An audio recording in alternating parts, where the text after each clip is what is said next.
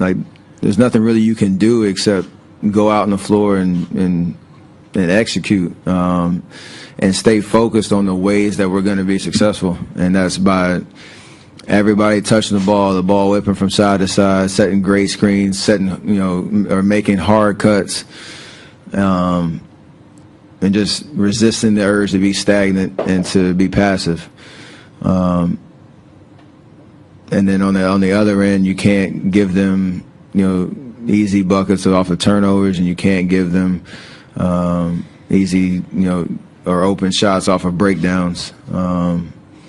Because they have talented guys that are going to make plays anyway, so you can't just gift them stuff on that end of the floor. So that's basically it. We understand what we have to do, and there's nothing you can do between now and then except wrap your mind around that focus and go out and do it. Do you feel like if you guys play your best and LeBron plays the way he's been playing, are you guys good enough to win this Game 7? For sure. I mean, there's no moral victories in this game at all. But if you think about the thing we hold on to is knowing we were down 20 in the first quarter in Game 6 on the road, clawed our way back to within 8 and within 7, 2 different occasions in the fourth quarter, and LeBron had an amazing game. So the margin of error is very, very slim for us because of what we can do over the course of 48 minutes. We just can't beat ourselves. And just play better. Mark? Steph, Mark Schwartz, ESPN. There's been a kind of theme today from both you and Clay and Draymond about maybe not being ourselves. All of you have kind of said that in one form or another. Why do you think that you haven't been yourselves, or you personally haven't been yourself for part or all of this series, and what can you do to really be yourself when it matters most? It's kind of the thing when you look at us on film, or when we look at ourselves on film, the kind of spark you just don't see, like kind of that rhythm and that flow and just the energy that we play with on the offensive end.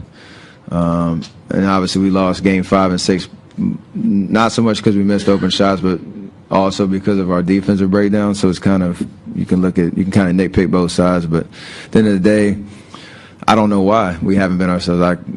You can look at what we haven't done, but I couldn't tell you the reason that we've been lacking in those areas.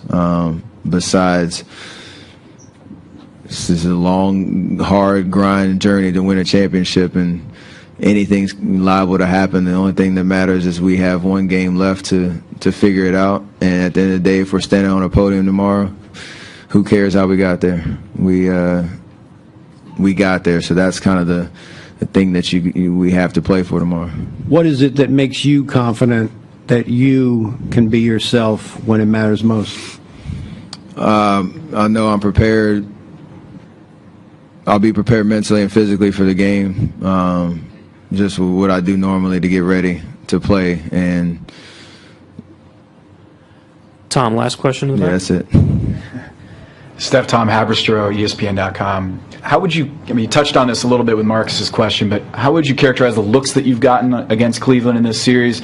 And when you miss an open look or doesn't fall, does the inner monologue in your head change now in the finals compared to when it was in November when you get an open look and it doesn't fall? No, I'm a low-key perfectionist when it comes to shooting and whatnot. So it doesn't matter if it's training camp in September or the finals. I'm mad when I miss an open shot.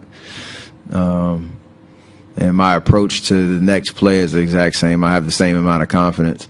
I've gotten really, really good looks this series. 4